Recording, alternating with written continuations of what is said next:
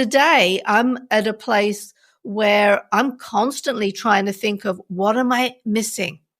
What am I not seeing? What am I so deeply enculturated with that I think is normal, but it's not normal and it's not acceptable. And I want to make a difference and I want to be a better person.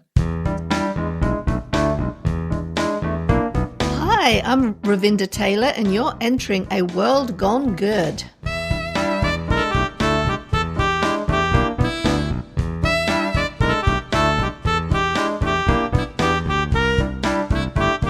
Well, hello, my name's Steve, and this is the place where we shine the light on everyday people making good happen each and every day.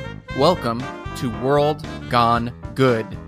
We need your rating and review. Go right now while you listen to me beg you to do so and give us a rating wherever you're listening while you're at it. Type a few words in for a review. What do you like about the show? How does it make you feel? Do you feel more gooder? That is a word. Ignore what spell-check says. Spell-check isn't the boss of us. I'm the boss of us. Each and every rating and review helps more people find the good we got going on here. And for doing so, we say, as always, thank you. Today, we are empowering up with a capital M. Again, ignore what spell-check says. Capital M. That's what we are talking about. We've done a few shows about our brains, including episode 158, conveniently titled Brain Gone Good, with brain training specialist and hypnosis practitioner Emily Lays, and episode 204, Instant Transformation Gone Good, with licensed psychologist Craig Polfus.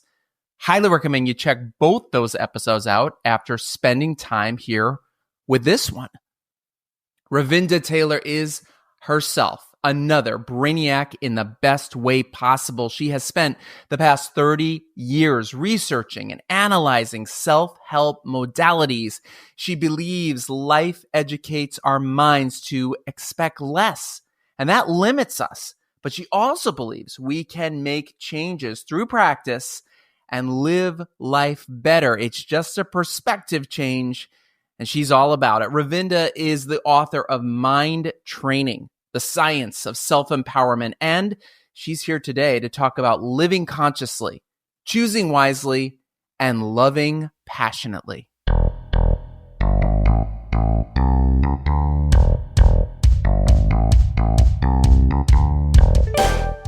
Here comes Ravinder Taylor, ready to share all her good.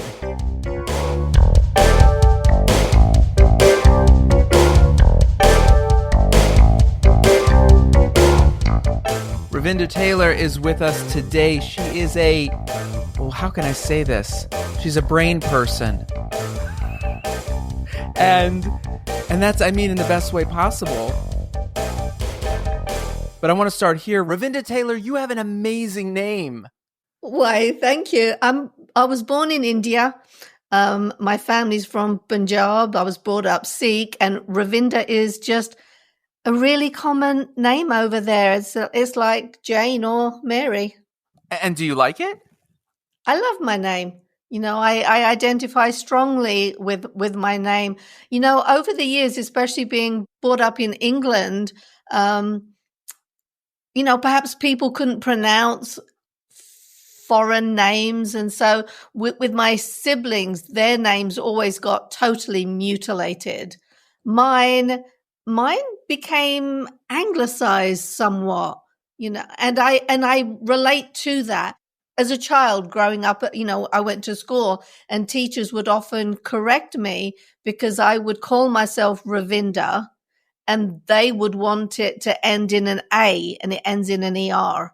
And it's like, no, it ends in an ER, but I will pronounce it Ravinder because that's who I am. So I actually created my own identity through this, and I'm very attached to it. So how old were you when you lived in India?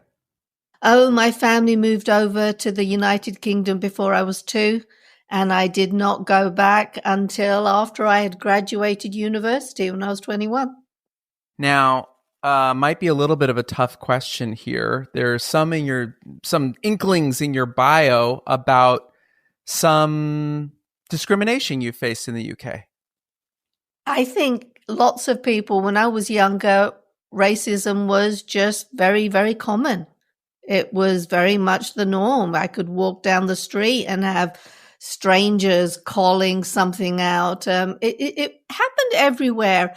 But I think what I found really interesting, Steve, especially as I've gotten older, is how often my friends, my Indian friends, would not talk about it.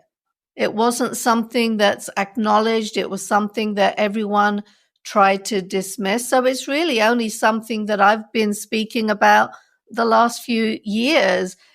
It was almost like there was something attached to it that says it wasn't so bad for me, and it wasn't bad for me compared to others. You know, you hear about racism around the world and it can be absolutely awful. And so I didn't have that. What I had was this constant put down. Oh, is that how you do it? That's not how to do it. This is the right way. It was that constant vague sneer in the voice that said that what I was not as good as everyone else. So that had a huge impact on me. But as I said, the part that I find the most fascinating was it's only been the last few years. And even then, it's really rare that my Indian friends will say, oh, yeah, I remember that. People used to throw stones at me, or they would spit at me, or they'd make a comment. And it's like, these people have been my friends for 60 years, close to. And this is the first time we're talking about it. I just found it interesting and sad. And do you think that's shame-based, or do you think that's just because of the culture is changing so much that we are talking about these things now? Well, I think people are talking about it more now. Why we didn't talk about it then? Perhaps it was based in shame. You know, the fact we didn't want to acknowledge that we were the inferior group. That sounds dreadful, but I think there is a great deal of truth in that. And I think it will take quite some time to heal through that, and for me to be able to talk to my friends more openly about it. I mean, it's kind of weird to admit today that we didn't talk about it, you know, when we were younger because we were ashamed of ourselves. It's horrible. It's horrible, but it's just, you know, part of reality. I'm a gay man, so I understand. I'm glad we live in a better world today. I'm glad that more and more people are thinking about these kinds of issues and choosing once again the kind of person that they want to be. I'm also going to say this. Isn't it interesting that we can forgive ourselves? And sometimes, I've said this over the years, an apology is equally towards something that happened with someone else, but also the ability to apologize and forgive ourselves. Forgiving yourself is really important. That's another huge part of the work that we do. There's an affirmation that we use on lots of our programs. You know, it's part of the patented technology that gets kind of deeper. But the affirmations are, I forgive myself, I forgive all others, I am forgiven. There are 3 aspects to the forgiveness set, because when you don't have forgiveness, you tie yourself up and you can hold yourself back. So forgiveness is important, but it does have to be the right kind of forgiveness. It's the forgiveness that comes from acknowledging that mistakes were made and to say, I'm going to grow beyond this. I'm better than this. I can do better. Now, so everyone knows what we are talking about here and why we need to listen to you. Is you have 30 years of experience in hypnotherapy, psychotherapy, researching mental empowerment, and it all leads up to Mind Training, the Science of Self-Empowerment. This is a book you've written, but it's also a program that can be practiced. It definitely is. And it's something that you do have to practice. You have to practice it so much that it becomes habituated. Now, the techniques that I cover, they're not difficult. They're not difficult at all. In Mind Training, the longest technique I have in there takes 12 minutes. Everything else is the kinds of things you can do in the background in the normal course of your day. But what I do in mind training is I go through all the science behind it all, why it's all so important. Otherwise it can often sound like your mom telling you to eat your vegetables. We're aware of the right things to do, but sometimes we have to have the incentive to do them. And that's why mind training goes through all of these different scientific studies explaining them. But the other part of it is about the self-empowerment. Oftentimes when it comes to self-help, you are told to do X, Y, Z, like you're trying to bake bread or something. You're going to follow a recipe. You're not told what all the elements mean. And when you don't know what the elements mean, you don't have the ability to customize it for yourself. And then, if the final product isn't what you wanted, you're told that you didn't do it right. But once again, when you understand the mechanisms behind it, when you understand how important these techniques are, what the long-term ramifications can be of something as simple as optimism. What they have found, Steve, is the more optimistic people will live longer, have better relationships, be more financially successful, be healthier. There was a longitudinal nurses study that I looked at. And what they found there is that the most optimistic women would have a much reduced likelihood of dying from different conditions, ranging from a 16% lower risk of dying from cancer up to a 52% lower risk of dying from infections. These things are really, really significant. And I looked at some other research where having a more optimistic outlook would reduce the amount of stress that you experience down the highway. It's not that life changes. It just becomes your interpretation of situations. You're more able, you're stronger inside so that you're able to dismiss things that other people would find stressful and would take them down. Mind training, it is about self-empowerment. I wanted to provide all the tools, and it is based on my 30 years of research and practice and talking to people. And it all comes down to how to be a better person, how to actualize the highest, best version of myself, how to get out of my own way so as to eliminate self-sabotaging behaviors, of which we all have. Yes, and that's something I wanted to talk to you about. You just said it, getting out of our own way. So many people feel stuck. And I always laugh when someone says, oh, it's my midlife crisis. And some of my friends are having a midlife crisis at 55, 60 years old. And I'm wondering, just how far do you people think you're going to live to if you think you're your midlife right now? But that's a whole other math equation. But why do we get stuck? Why do we allow ourselves to get stuck? And why do we hold on to that instead of finding the way around it or through it? It's to do with beliefs that we have that are deeply buried in our subconscious minds. They are beliefs that come from our life experiences. And we have a negativity bias, which means the beliefs that we remember and that we hold on to most strongly are those things that, maybe hurt us in the past. Now, what you have to realize with self-sabotage, it's coming from the subconscious mind, but the subconscious mind isn't trying to hurt you. It's trying to protect you from getting hurt again.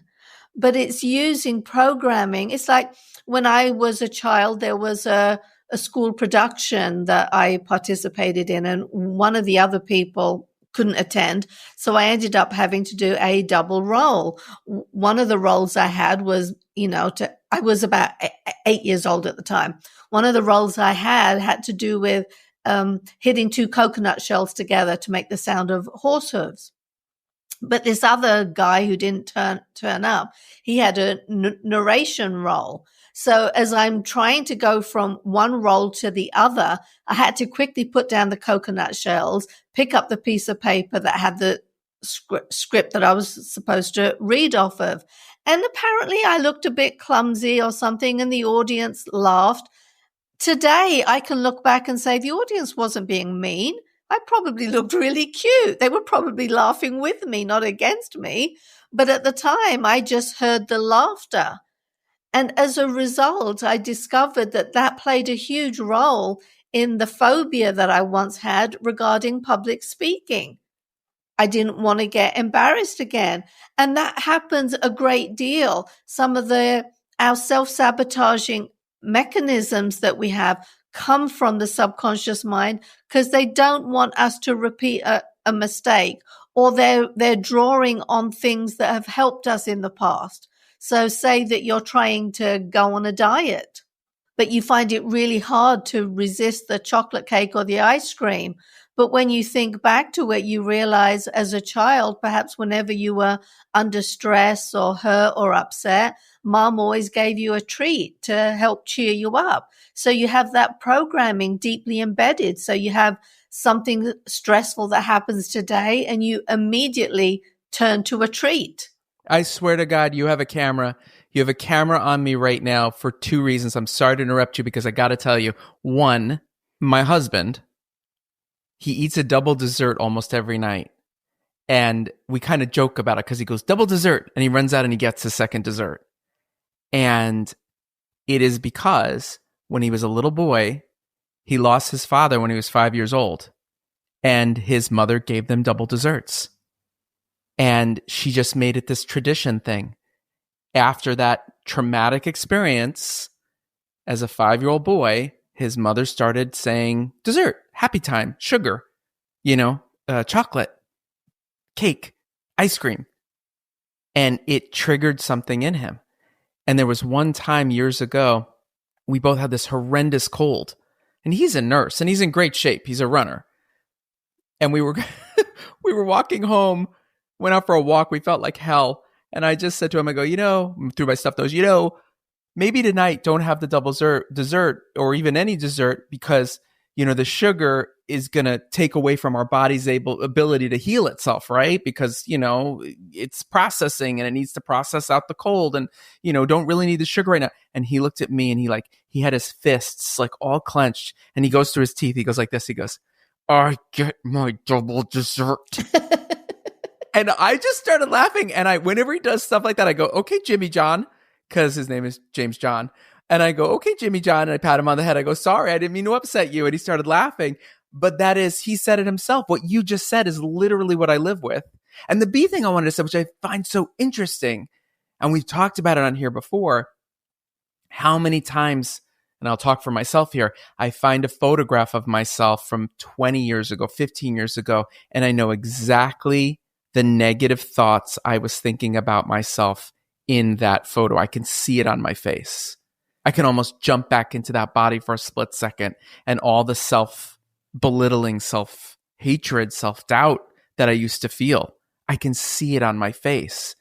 And I look at it like you just said, like, oh, here you were being this cute little kid. And they were thinking positively about that. And here I am looking back at a photograph of myself going, damn, why was I wasting that time? It is fascinating looking back on ourselves. I had an experience. It was on Facebook and I joined a group of people that went to the same school I went to as a child. And they began sharing pictures. I think actually how I heard of this group was someone else sent me a photo that had been shared in this group. And the picture was of me when I was 5 years old in an art class at school. And I had the same stress response right away because I don't know if it was that exact day, but I had, it's really difficult when a young child goes to school and then a teacher tells them off for something. That's huge. I was 5 years old. There was an art class. There was some drawing I had started. So I had this big piece of paper. I had this idea of what I was going to do, and I started coloring it in, and I realized that it wouldn't work at all. So I scrumpled the paper up, and the teacher told me off for wasting paper. But the trauma, I saw this photograph, and that trauma was right there. The insecurity, once again, feeling unsafe, different from others, all of those insecurities. It's kind of fascinating when you look back and you realize that hurt child is still there.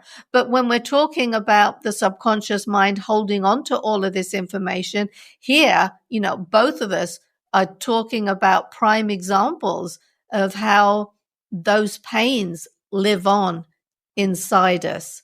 And if we want to become the best versions of ourselves, you're not going to uncover all of them. It's not going to happen.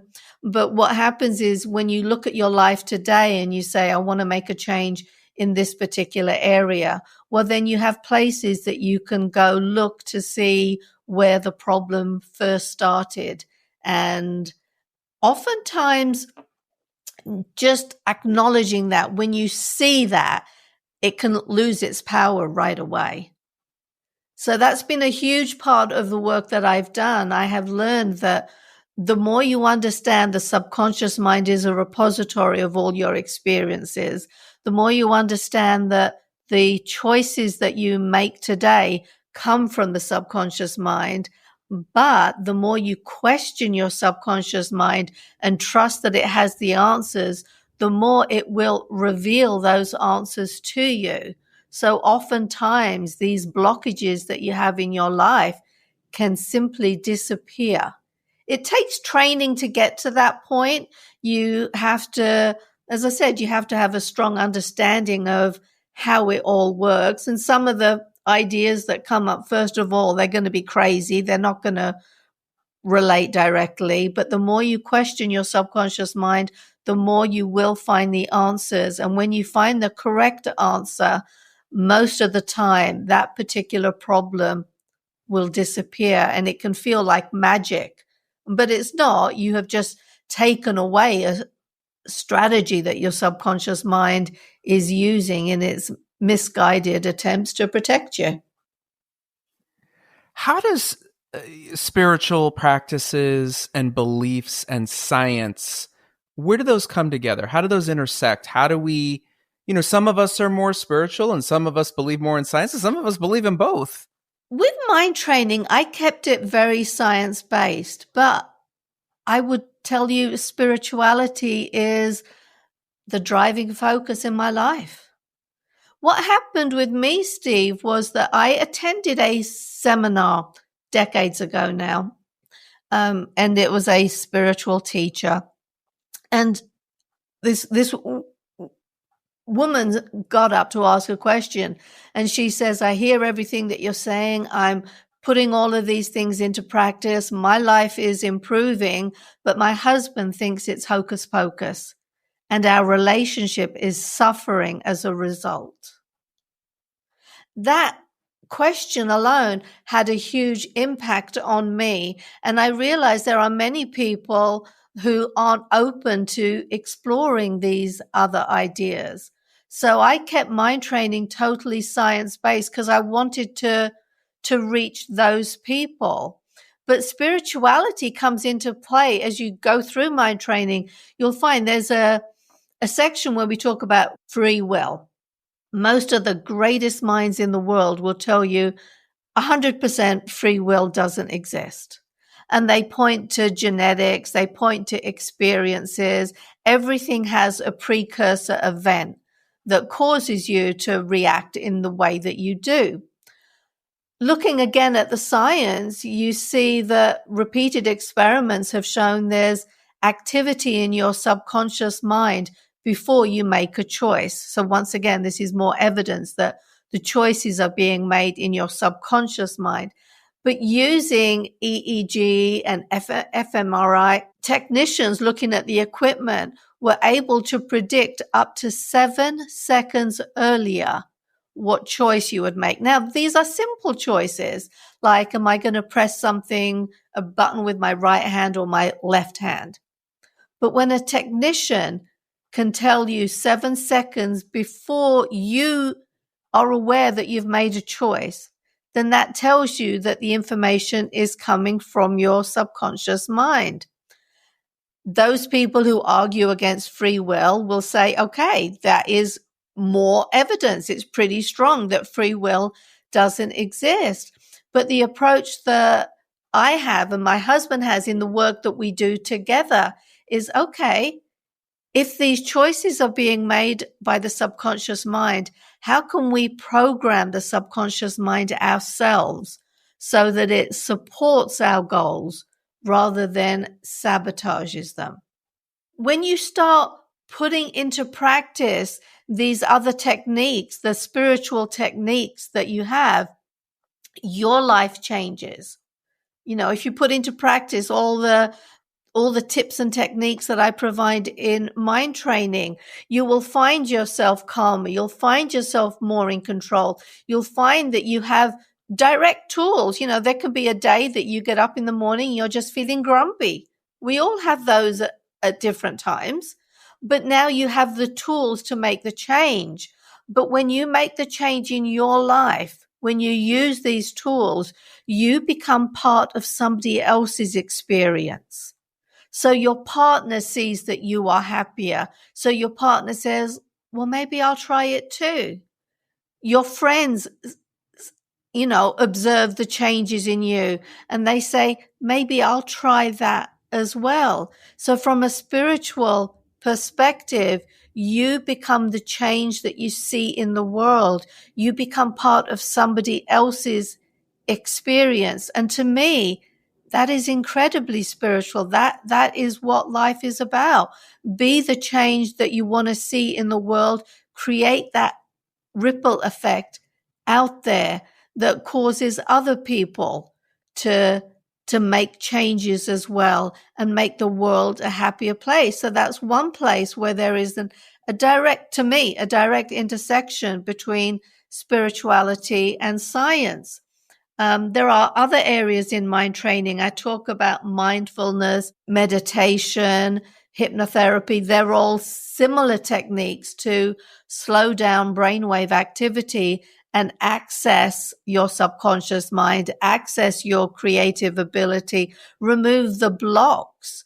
Oftentimes we're not creative because we don't believe we're creative. And creativity isn't just art and music. It becomes in finding solutions in your life, better ways to live.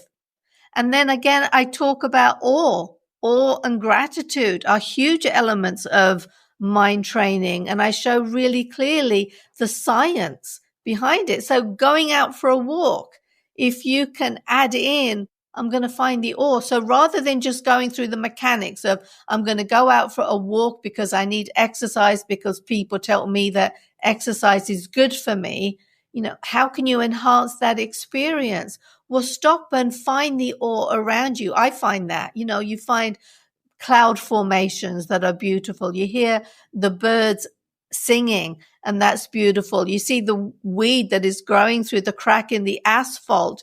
These are all very much spiritual processes, but they have been shown to have positive benefits on your mind and body, on your well-being. So it's very much linked. People can use different languaging. Spiritual people tend to look at, or they prefer the term vibrations. Someone's got a positive vibration. You can look at it that way, or you can look at it from the scientific perspective to say that person is smiling or laughing and that's contagious and that makes me feel better. The optimistic person tends to smile more, so they tend to spread that happiness more and it feels good. So to me, science and spirituality are just different languages used for the same processes. In the example you gave of the wife and the husband, yeah, what makes me sad, in a way, hearing that, is that she put herself aside to please his ego or to not offend his ego or to not disrupt something in the relationship?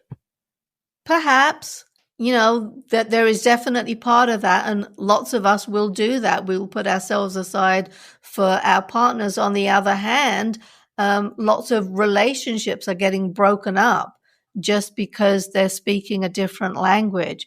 So yeah, you can have the person who puts themselves aside for their spouse, or you can have the relationship that is gone over languaging. And that is really sad. That is really sad as well. And I say it on here, and I say it all the time in my life. It's a mantra I believe in, which is you can be right or you can have a relationship. Yeah. But there are times both are not possible at the same time. Yep. And that goes back to that apology thing I talked about of like, sometimes I say I'm sorry and it's equal parts for you, but it's also myself apologizing to myself for the behavior that I made. And for feeling that way, or for thinking that way, or for not thinking and acting on automatic. So yeah, forgiveness is huge, and apologizing is good. I tell you something else that is really interesting though, Steve, when you talk about relationships and forgiveness. This is some research that John Gottman did out of the University of Washington. If you do something that upsets your partner, you cannot simply just apologize, because your partner's been hurt, and that has a great deal more power. John Gottman has actually shown that it takes at least 5 positives to counteract a negative. So if you've upset your partner, apologize to them. That's good for them. That's good for you. But then you want to follow it up with 4 acts that demonstrate the apology, that demonstrate the sincerity behind the apology, that demonstrates that even though you said something harsh and mean because you were feeling cranky, that you don't mean it and that you really do love them. So you need 5 positives for every negative for relationships to be successful. I want to ask you this question, which is, do you find age, generational, anything bias when you're working with people? Do you find that younger generations are more open, older generations are more open, or people more closed? Does age have anything to do with it?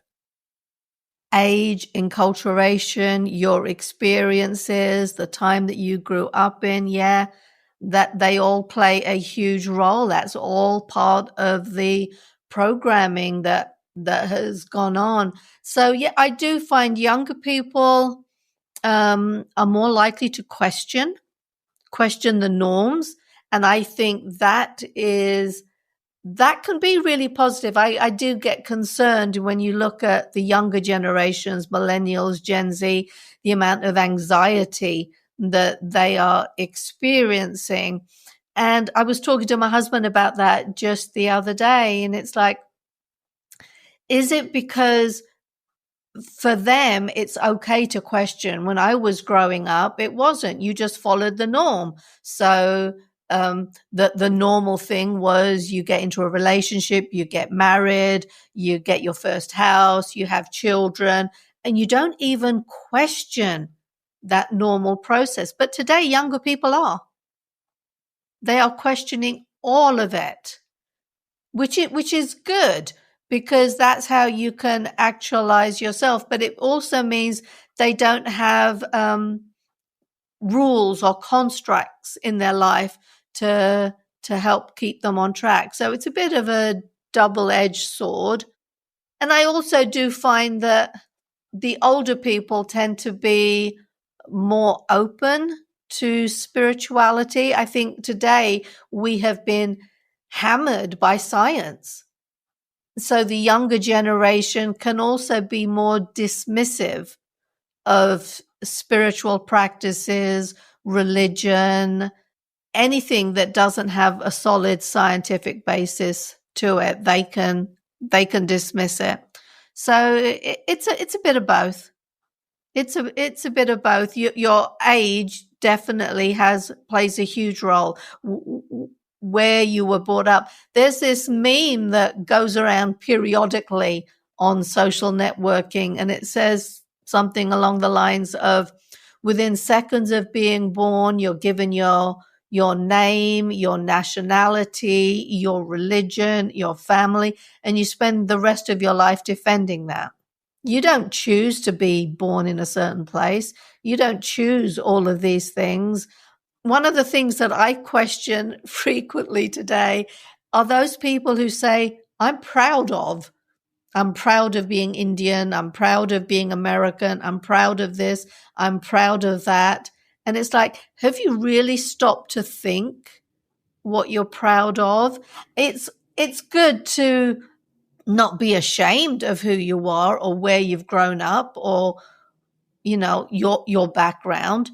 That's definitely a positive, not to be ashamed of it, but to actually turn around and say, I'm proud of. I've even heard there is someone that I know of, his wife had a child from a prior marriage and the child isn't white. But this guy, he's married now. He's brought up this child as his own. He thinks of this child as his son. But even he blurted out, I'm proud of being white. And it's like, what the heck are you saying?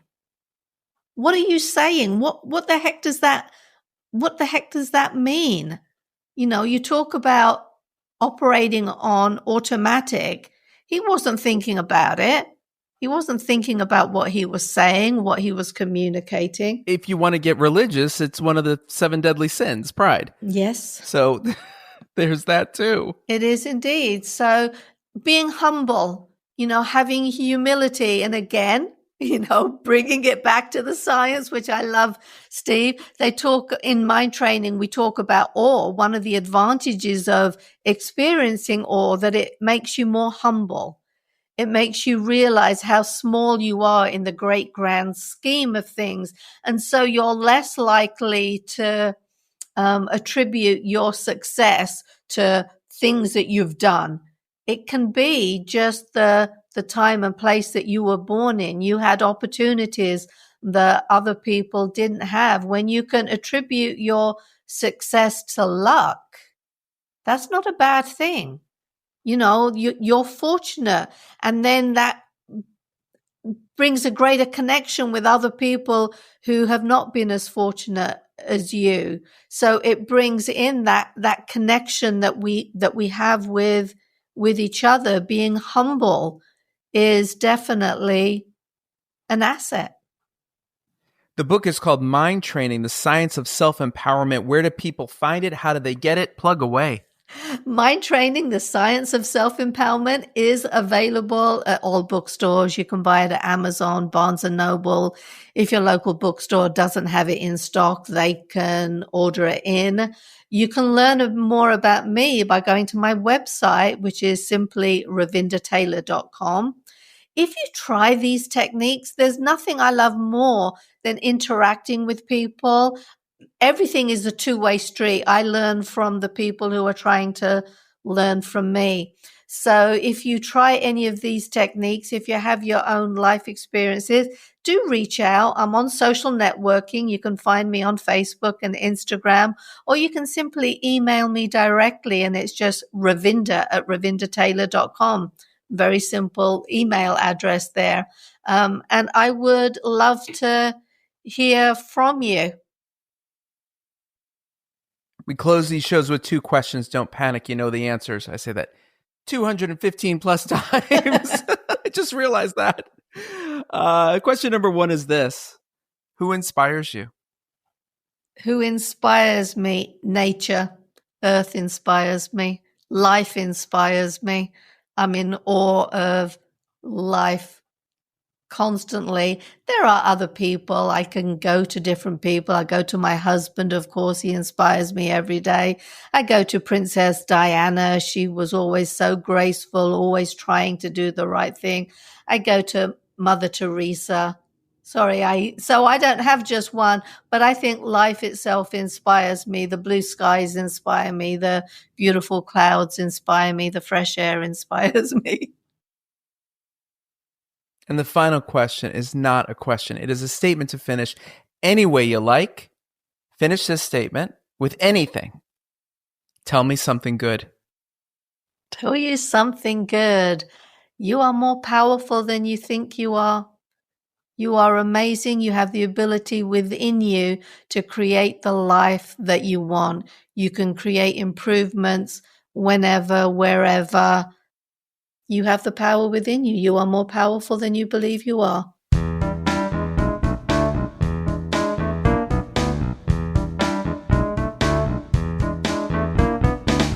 Thank you, Ravinder, for bringing your good our way. Go get her book right now, Mind Training, The Science of Self-Empowerment. And let's capital M ourselves up with that self-empowerment stuff like I spoke about at the top of the show. Next time on World Gone Good. You can't let sparks of inspiration go because you're scared or because you have these limiting beliefs. You have to go all in. Otherwise, you will spend your life wondering why you're still in the same spot and why you can't get anywhere. Well, it's because you don't take any risks. And if you have a talent or you have a skill or you have a subset of, things in your Rolodex that could be utilized in a way that helps other people and grows something, why the hell are you not taking advantage of that? Jessica Cruz is the guiding force behind the nationwide vegan street fair. It's a movement that's equal parts community and deliciousness. Trust me, I know. I've been to it. I've eaten my way through it. But Jessica's good journey is way more than she herself even expected. You see, she started everything out making an app. And when that fell apart, something else way different was born. She's proof that sometimes the path we set out on can take us to a way better place than we ever expected. I can't wait for you to hear her inspiring story on our next all-new episode. Until then, be good.